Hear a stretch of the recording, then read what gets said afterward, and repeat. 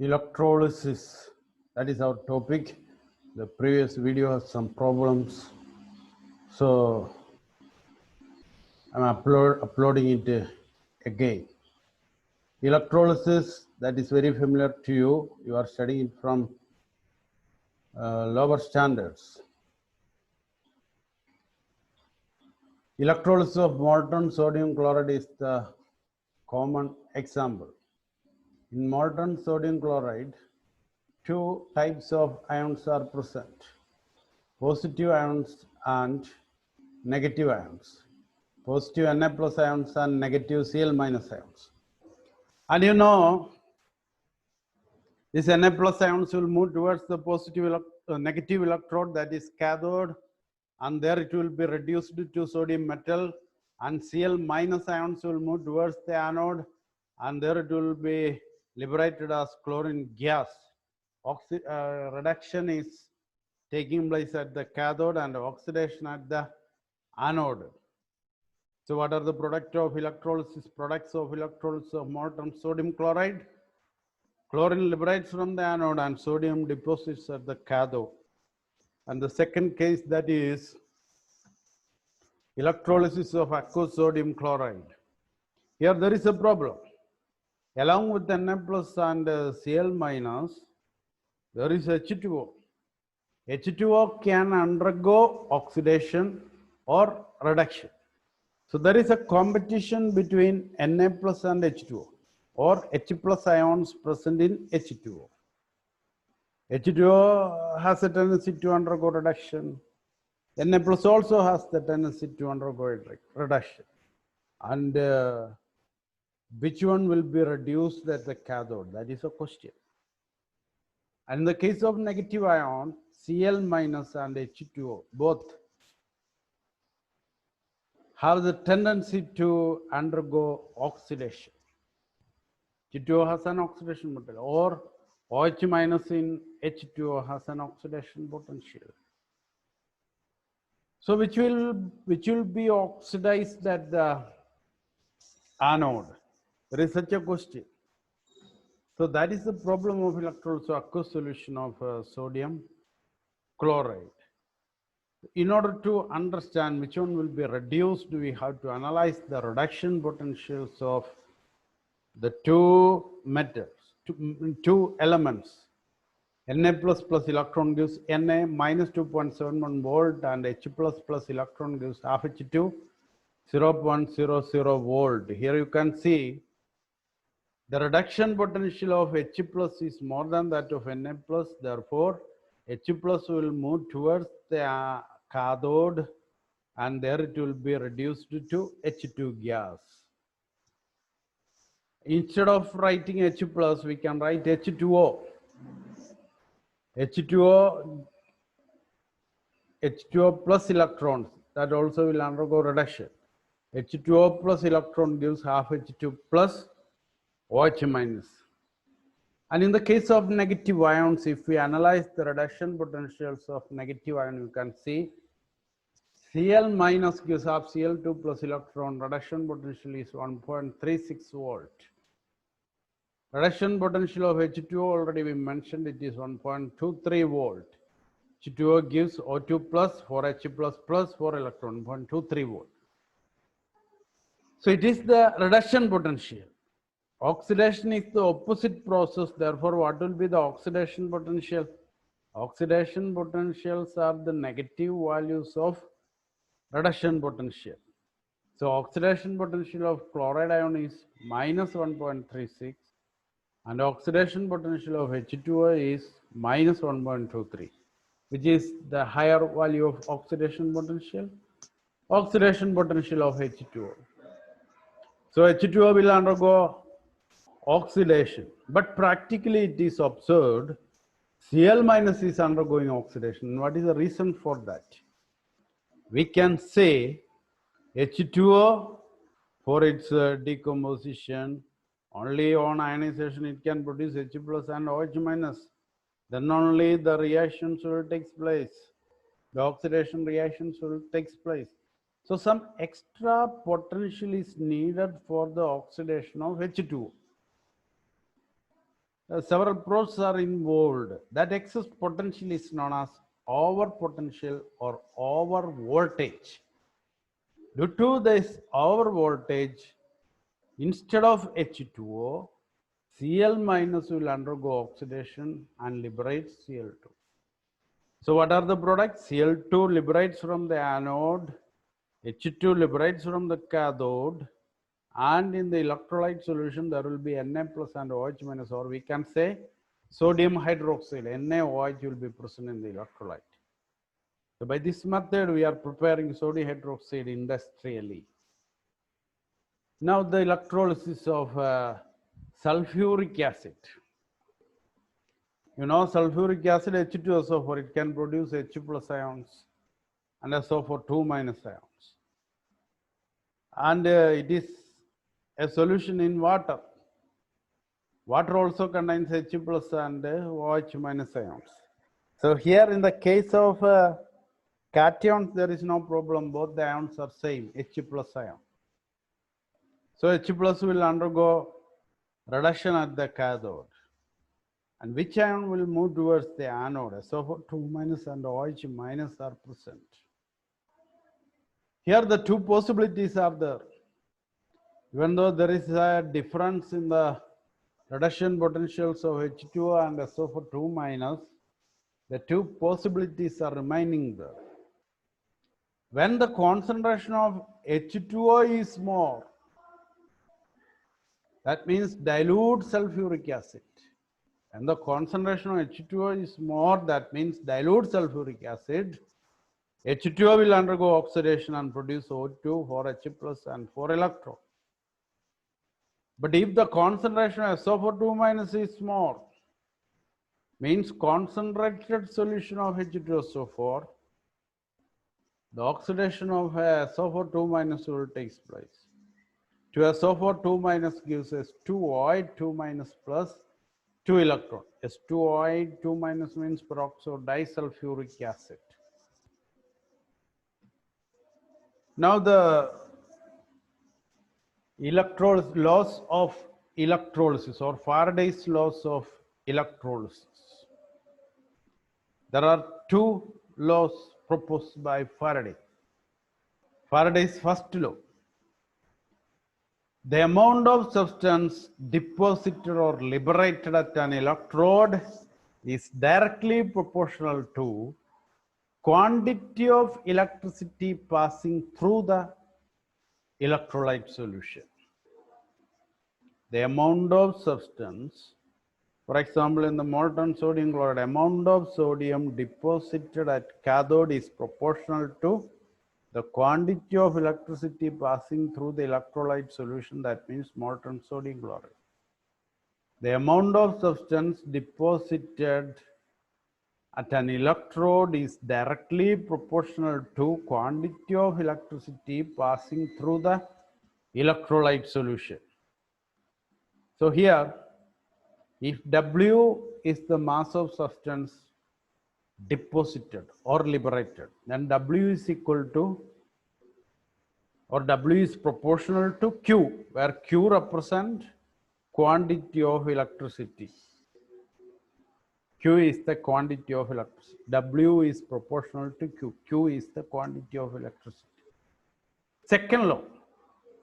In second law, the quantity of electricity is taken as a constant. If Q is constant, then which is the other factor which will affect the quantity of substance, the amount of substance deposited or liberated at an electrode. So here, in the second law, what is the condition? Same quantity of electricity is passed through different electrolyte solutions. For example, molten sodium chloride or aqueous sodium chloride or potassium chloride.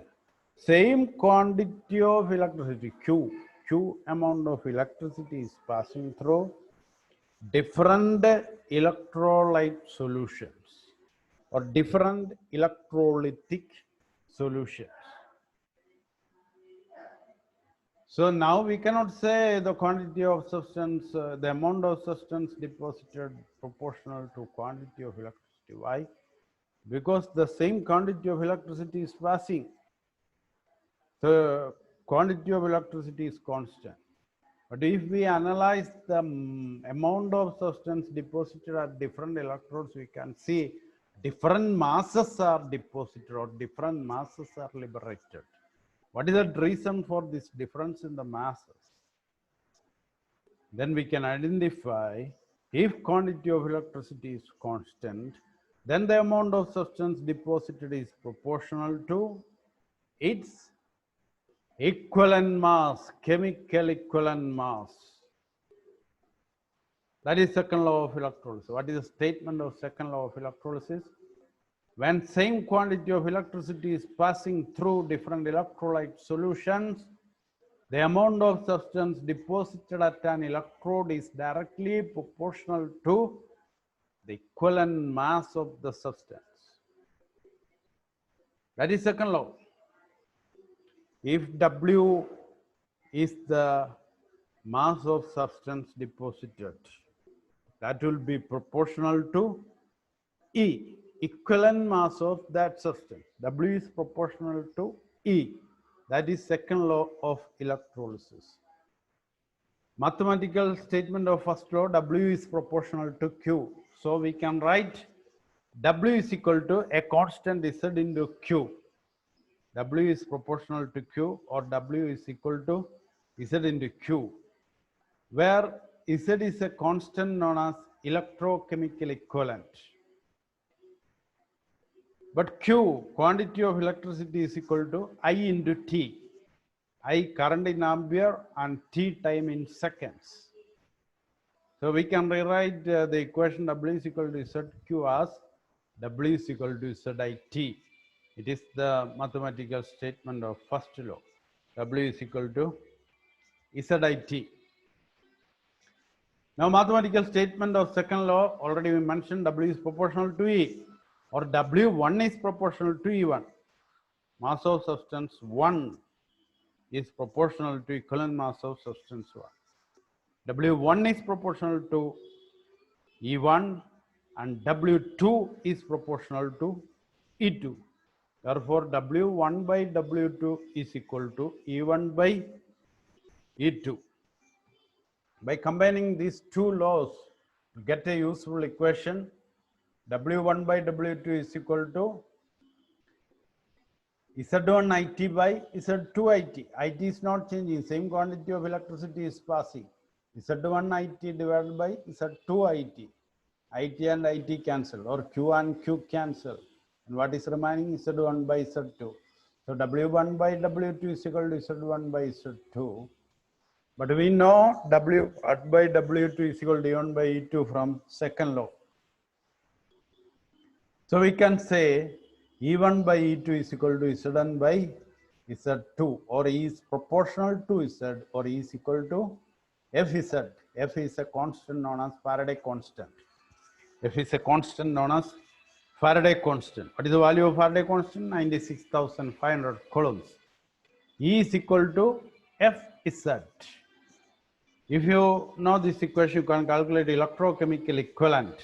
Electrochemical equivalent Z is equal to E by F. E is equivalent mass, F 96,500 coulombs. So if you know the equivalent mass of a substance, we can calculate its electrochemical equivalent. So it is possible to find out mass of substance deposited or liberated at an electrode by passing a certain amount of electricity. Now what is Faraday's constant? Faraday constant is defined as the charge carried by 1 mole of electrons. Faraday constant is the charge carried by 1 mole of electrons, or it is the charge required to deposit one equivalent of a substance. For example, if you want to deposit 23 grams of sodium, 23 is the equivalent mass of sodium, Na plus electron gives Na. 23 gram of sodium, if you want to deposit 23 gram of sodium, you need 1 Faraday of electricity, or 1 mole of electron. So we can say 1 Faraday is the charge carried by 1 mole of electrons, or it is the quantity of electricity required to deposit 1 equivalent of a substance. Okay, this can be used for many calculations. For example, here how much charge is required for the following reduction. 1 mole of Al3 plus 2 Al. We know Al3 plus 3 electron gives Al. So 3 moles of electrons are involved in this process. So 3 Faradays of electricity required, or we can say 3 into 96,500 coulombs of electricity is needed. As the second case, 1 mole of Cu2 plus 2 Cu. We know the equation Cu2 plus 2 electron gives Cu. That means 2 moles of electrons are involved, or we can say 2 Faradays of electricity is required. 1 mole of MnO4 minus to Mn2 plus. In MnO4, manganese in plus 7 oxidation state. And when it is converted to Mn2 plus, how many electrons are involved? 5 electrons. So 5 Faradays are required for this reduction. How much electricity in terms of Faraday is required to produce 20 gram of calcium from molten calcium chloride? Equal mass of calcium is 20. 40 is the atomic mass divided by its valency 2. So 20 is its equivalent mass. So 20 gram of calcium, 1 Faraday of electricity is required. 1 equivalent required, 1 Faraday. Then 40 gram of aluminum from molten Al2O3. We know Al plus 3 electron gives Al. 3 moles of electron required for the preparation of 27 grams of aluminum. Or we can say equivalent mass of aluminum is 9. 1 Faraday of electricity required for 9 gram of aluminum. Therefore, for 40 grams of aluminum, how many Faradays of electricity is required? 1 divided by 9 into 40, or 3 by 27 into 40. Next question, how much electricity is required in coulombs for the oxidation of 1 mole H2O to O2? 1 mole H2O, you know, only 1 oxygen atom is present in 1 mole H2O. And in H2O, oxygen is in -2 oxidation state. O2 -2 to O. 2 electrons are involved, therefore 2 Faradays. Only 1 mole H2O is present, therefore only 2 Faradays of electricity. 1 mole of FeO2, Fe2O3. Here 1 mole of FeO, that means only 1 Fe2 plus ion, that will be oxidized to Fe3 plus. 1 Faraday. Now another set of questions. If a current of 0.5 ampere flows through a metallic wire for 2 hours, then how many electrons would flow through the wire? So here the quantity of electricity is given. Q is equal to IT. What is I? 0.5 ampere. And T, 2 hours, we have to convert it into seconds by multiplying it with 60 into 60. That means 3,600 coulombs. And number of electrons, you know, charge carried by 1 mole of electron is 96,500 coulombs. And 1 mole is 6.02 into 10 raised to 23. Therefore, number of electrons is equal to 6.02 into 10 raised to 23 divided by 96,500 into 3,600, or 3,600 divided by 96,500 into 6.02 into 10 raised to 23. That is equal to 2.246 into 10 raised to 22. Okay, we can stop it here. You solve the problems, and most of you have sent it to me. And if there anybody remaining because of the problem of video, you send it as early as possible. Okay.